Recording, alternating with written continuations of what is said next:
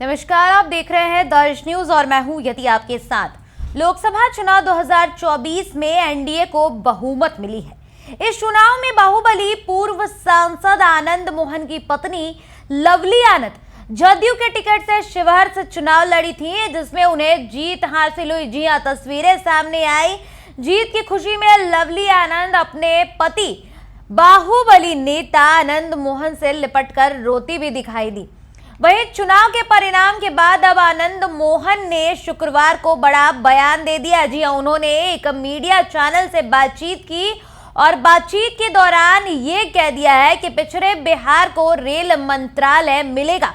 तो देखिए, आनंद मोहन के इस बयान के बाद कहीं ना कहीं अब ये साफ हो गया है कि सीएम नीतीश कुमार ने जो मांग की है रेल मंत्रालय को लेकर, वो अब बिहार में फिर से एक बार वापस आने वाला है। क्या कुछ कह रहे हैं आनंद मोहन, आइए पहले आपको वो सुनाते हैं। उसमें सफर करते हैं, क्या ये देखिए, शिवहर पहला अभागा जिला है जो रेल से अछूता है।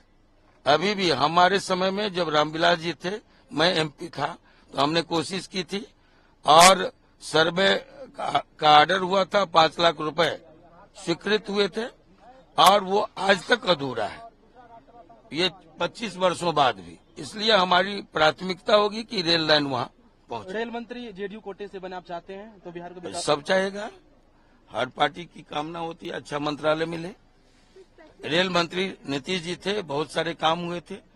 हमारी पार्टी के दिग्विजय सिंह जी थे, स्वर्गीय दिग्विजय सिंह जी, रेल राज्य मंत्री, बहुत सारे काम हुए थे।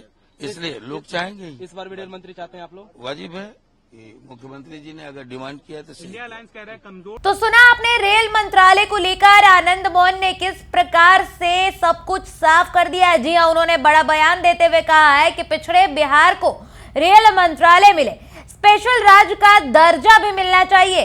साथ ही उन्होंने ये कहा कि मैं मुख्यमंत्री जी से दुआ सलाम करने गया था। जी, आनंद मोहन नीतीश कुमार से मिलने गए थे। इस दौरान उनकी बातचीत मीडिया कर्मियों से हुई और इस दौरान उन्होंने बड़ा बयान देते हुए कहा कि ये एक औपचारिक मीटिंग थी, मैं नीतीश कुमार से दुआ सलाम करने के लिए आया था।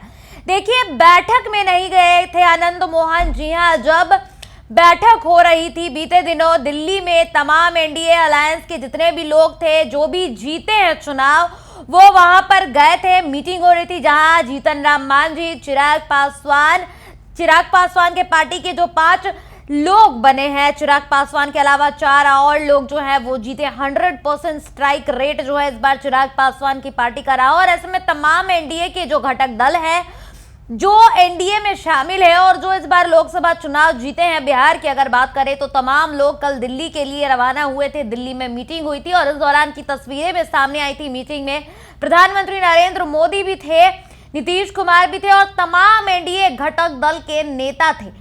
और ऐसे में आनंद मोहन वहां नहीं देखे गए थे। इस पे भी आनंद मोहन का बयान आया। उन्होंने कहा कि किसी कारणवश वो नहीं जा पाए थे। बता दें कि आनंद मोहन ने पत्रकारों के सवालों का जवाब दिया और इस दौरान उन्होंने नीतीश कुमार की तारीफ भी की है। जी हां, पिछले 16 सालों में बिहार को जंगल राज से बाहर निकालकर विकासशील बिहार बनाया गया, इसका श्रेय भी आनंद मोहन ने सीएम नीतीश कुमार को दिया है।